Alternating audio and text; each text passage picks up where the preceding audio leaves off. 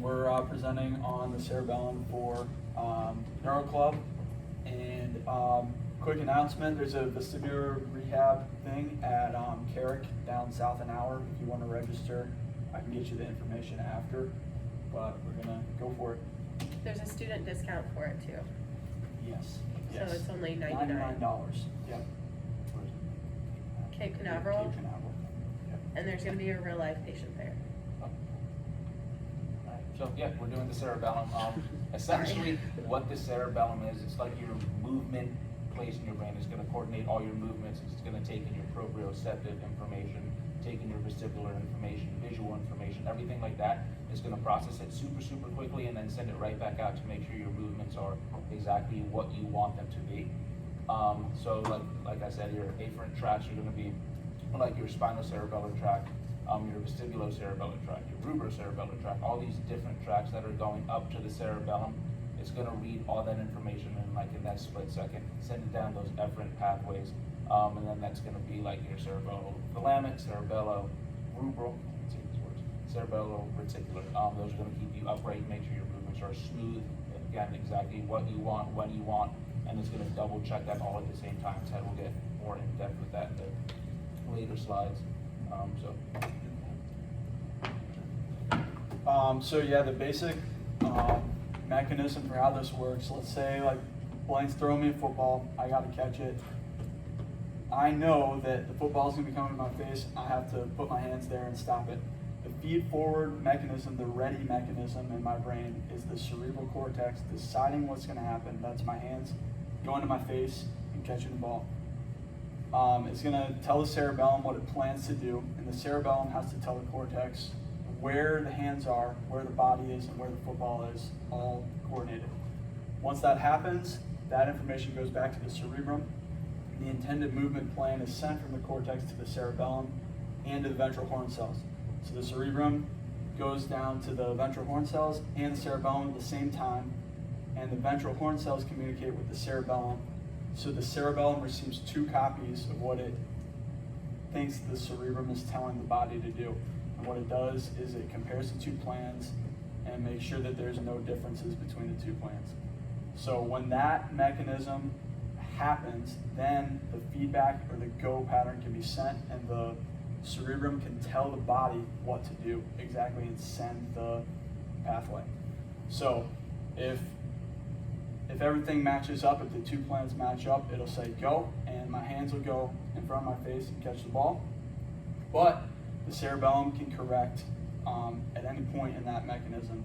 So if Blaine's cannon arm puts the ball at my face before I expect it, I'm going to be able to notice that with my eyes, edit the pathway with the cerebellum and the brain so that my hands get there faster and I don't get bonked in the head. So the implication is that the cerebellum has to do with correction in movement, and then also has to do with learning new movements, because you can edit those pathways whenever you need to. So cerebellar dysfunction, we could have put anything on the side there, but the main four things that we kind of came across is ataxia, which is your uncoordinated movements or gait, dysmetria, dysdyskinesia, most people say DDK, and nystagmus. Pretty much anything that would make you feel like, hey, that person isn't balancing right, or they look a little drunk, or whatever's going on with them, will tip you off to a cerebellar issue. So when a patient comes in, they're gonna maybe slur their speech, have balance issues, motor control won't be able to be great. Cerebellum has to do with stopping motion. So if I'm picking up my phone, the cerebellum's what can do the control to grab it gently. If it was just cerebrum, I'd fumble around, drop everything. So that's the gist of it.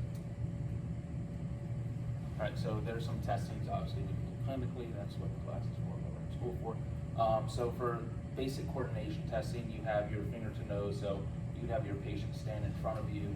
You put your finger out, have them touch their nose, and like we were talking to Jackson before, you can do them two separate ways. You can do it where they're touching it and you're moving the target kind of every time they touch their nose to make sure the cerebellum is getting all the correct information and sending all the correct information out. And then you can do it where, what we're saying, you can just have them go simply touch your finger without you moving it. Yeah, so you can have them do the movement a couple times, and then you have them close their eyes and try and perform the same movement. Because if you're doing the same movement over and over again, your body should learn, and you shouldn't be missing it by that much. Okay. Even with your eyes closed. All right. So, and then you can do the heel to shin. Make sure that you're getting smooth movements that your body's obviously want nothing to jerky. So, you can have your patient either sit down or lay like supine, and they take their foot, one leg on, well, sitting is easier obviously, and then you take it and you slide it down 2, 3, 4 times to make sure that's a smooth movement down the shin, and there's not any irregular movements, because then that will obviously show something's going wrong with the cerebellum. And then your balance and gait, the Romberg test is something where you just kind of like stand here. You'll have the patient keep their eyes open for a little bit and then close their eyes. What that is essentially showing is all the information from your joint, from your surroundings, from your environment, from everything that's moving or not moving. Your cerebellum's reading that, keeping the body kind of in that still plane of space and not swaying and moving, because that's obviously not what we want. What was the heel to toe test? How do you explain that? How do you do that? That's just sobriety test. Yeah. Okay, just Right like here. right in front of the other. Yep. Yeah, you're just walking, and you can't see my feet, but Yeah. So like you said, like Everyone's seen a back and sobriety wrong. test, right? You have to walk heel to toe in a straight line, and if you're falling back and forth, because you can't keep your trunk steady. So that's basically what they're looking for. Gotcha. yeah, anything that'll show up on a DUI test is a cerebellar test. But that's exactly what the cop is looking for. When you, And that is because the first place where alcohol goes is through your posterior inferior cerebellar artery. So the first thing that it affects is your cerebellum. That's why I know none of us have ever drank alcohol with chiropractic students, but some people, if you're sitting at the bar and you have a couple drinks and you feel, I'm fine, and then you stand up and you're like, whoa, maybe I'm not fine. Like your movement starts to go first before your cognitive goes. And then eye movements, again, cerebellum is going to control your eye movements, make sure they're moving together exactly in the line of sight that you want them to move. So the nystagmus test that we were talking about, you keep your finger here, keep the gaze, and you want to see if the eyes will move. You can slowly move this way, and if the eyes are late or if they're too fast and you're going to go back, you know that there's some irregularity, some lesion going on in the cerebellum. And then the reflex testing is just going to be your reflex checking for hypertonicity, hypotonicity, see if the cerebellum sending all the correct information to your muscles to make sure they're doing what they have to do. yeah, so like our main goal as neurologists is to be as specific as we can. So we need to study as much anatomy as we can of the nervous system to be able to be as specific as possible when we're diagnosing or when we're testing for our patients.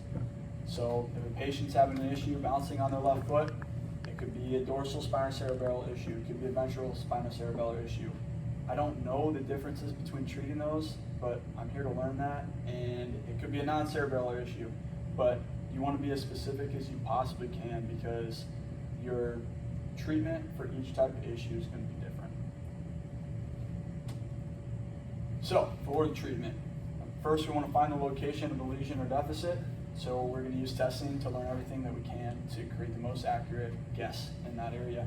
We want to stimulate that area. We want to find a test that challenges the area of the deficit, but we don't want to overstimulate the area or fry the brain, because if that, if you're doing something that overstimulates the area, you're going to pretty much activate the area that's trying to compensate. You don't want to strengthen that pathway. You want to be strengthening the pathway that's deficit. So you want to just before failure is where you want to work when you're measuring these. And then you just want to measure your progress and make sure your patient is improving over time. And then we have a video on the more severe cases. If it'll work.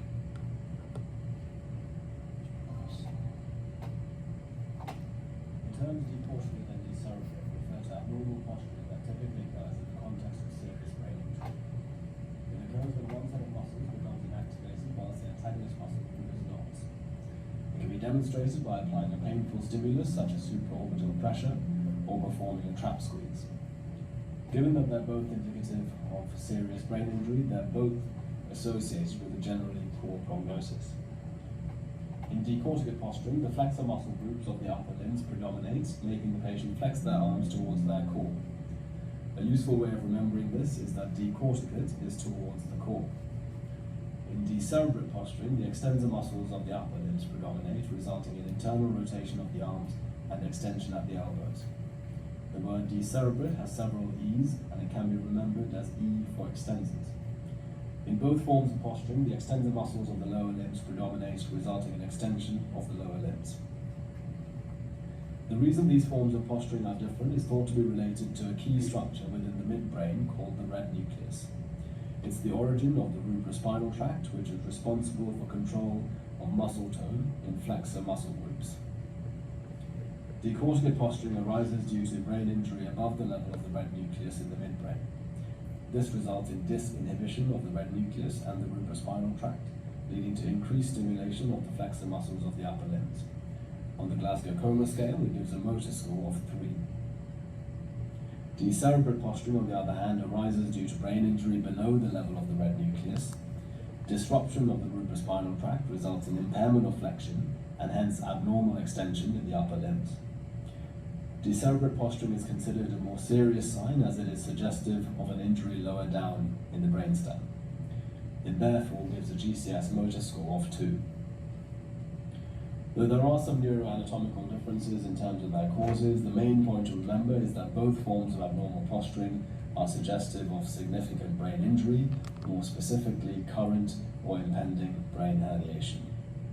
So that video is just going an overview, but what we're going to see in our practice is usually not a lot of either of these, but if we see one of these, it's probably going to be decorticate, because as he was saying, decerebrate, you're probably going to be dead.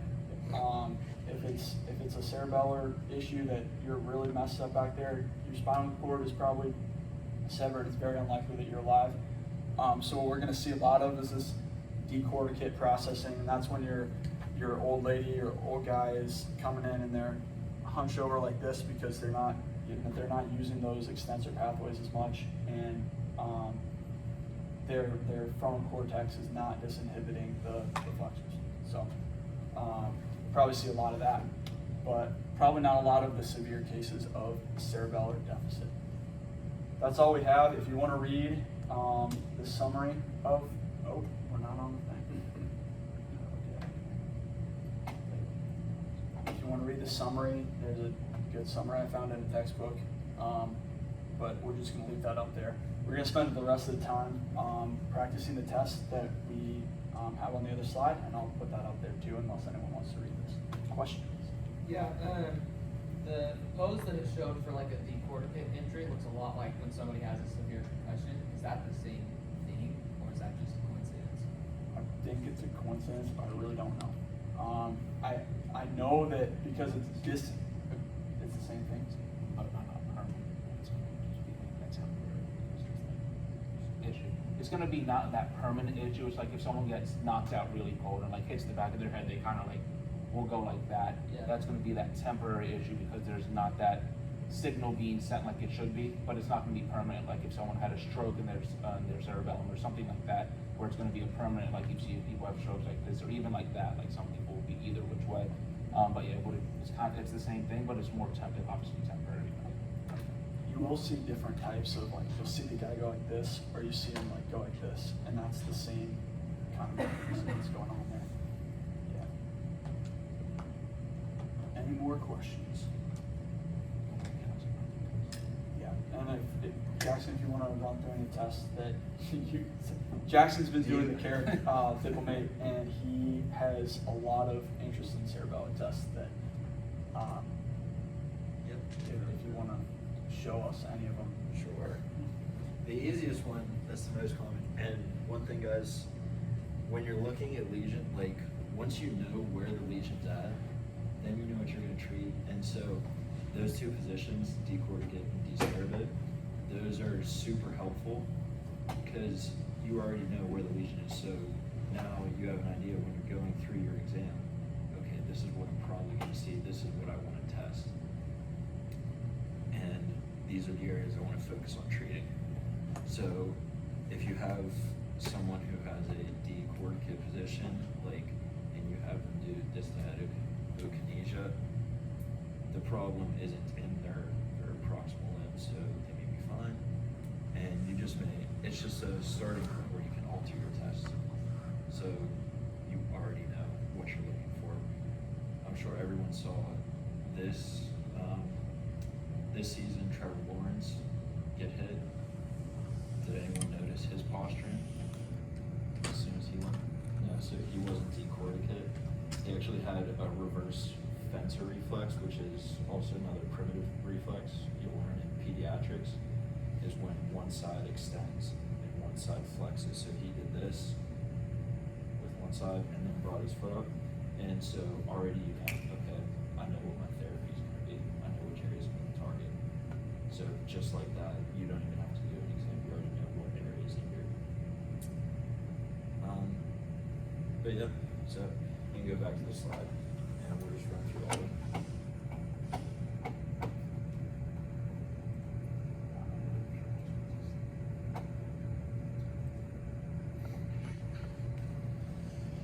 So,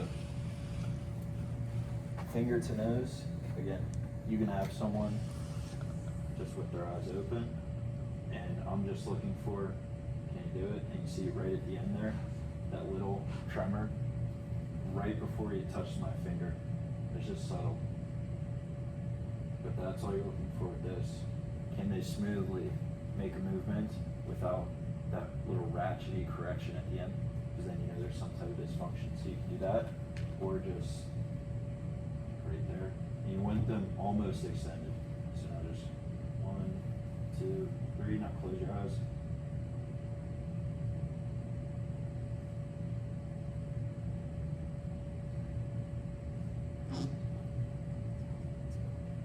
And so he started missing to the right a couple times. And so that's all you're looking for then. So we're going to think more right cerebellar issue. Blaine demonstrated heel to shin. You can also have them tap on their shin. You just have them lay down. Can they do this 10 times? You'll see people like start to miss because they can't do that fine movement. Alternating movements, that's the distiadochokinesia. So you can have them do 2 different ways on their thighs. And you want to look for nice smooth rhythm, because when someone starts to speed up, they start to have a breakdown. You're just looking at the difference from right to left. That's the one that Norcus can't do, and Yeah. he'll curl up. Yeah, and it looks like he's messing with you because like he can do this fine, and then as soon as he starts going faster, his left arm just kind of pulls in because his brain can't process that fast, quick movement because he obviously has cerebral palsy, so there is damage in his brain. You have that, then you just have them do it out in front, same thing, as fast as you can, and you're looking to see if there's a dysfunction from side to side. Normally on me, it's my left side that's worse. I don't know if anyone saw it. There's also the finger tap one. You can compare Yeah. the speed of how fast you're going one side to another, and if you can do it at the same time. Yeah, if you do that, that's more so for frontal lobe activation, because each time you have to focus on opening and closing big, fast movements. So as opposed to these, you're not really thinking about it, you're just going as fast as you can. Romberg, so I'm sure most people have heard of a Romberg. It's a pretty common test. But all we're gonna have him do, we're gonna face them, feet together, hands out of your pockets. And all we're looking for is the first direction he starts to sway. Everything else is just a correction. So close your eyes. And he goes to the left. So he goes to the left first and then starts to go back to the right. We're thinking more left cerebellar dysfunction. And you fall towards the side of dysfunction because you're getting more feedback from the right cerebellum. So your body thinks it's moving to the right. That's why you see the compensation of a sway to the left beside a dysfunction. So what if somebody goes forward or backwards instead of left or right? Then we're thinking more of a midbrain issue. And that's the same with eye movements, how vertical eye movements are more midbrain, associated with the midbrain, as opposed to horizontal.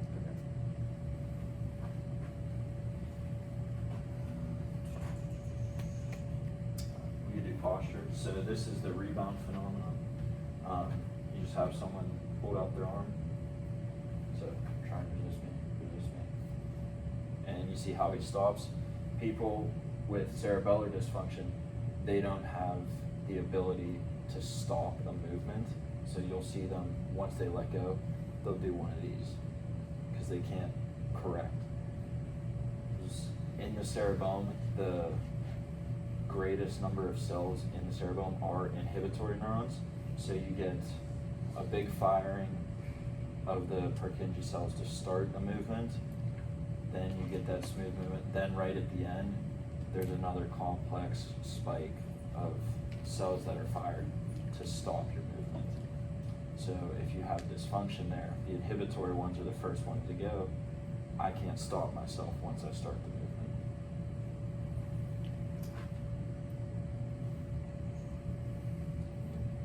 Another one that you can always do is do gait and gait with dual tasking. That's where you'll just look at someone's gait normally when they're walking. Tight. Hands out of your pocket. So you're just looking at arm swing. See if one side's decreased. Okay, and now stop. So you're gonna start at 70, subtract 7, and walk. 70, 63, 56, 49, 42, 35, 28, 21, 14, 7, 0. So you could do that. You could do months of the year, anything to get his mind thinking and take out the use of his frontal cortex while he's walking so that you're just looking at cerebellar function. He actually kind of got better. So I noticed that too. So now we take that into account, if someone has a breakdown in movement, that means they're compensating with their frontal lobe when they're not thinking about, or when they are thinking about something, they can't walk as well, so they're not using as much cerebellar. But if they get better, then we're thinking more, okay, his cerebellum's intact. This actually improves his gait. Maybe we're going to have him do dual tasking for his therapies.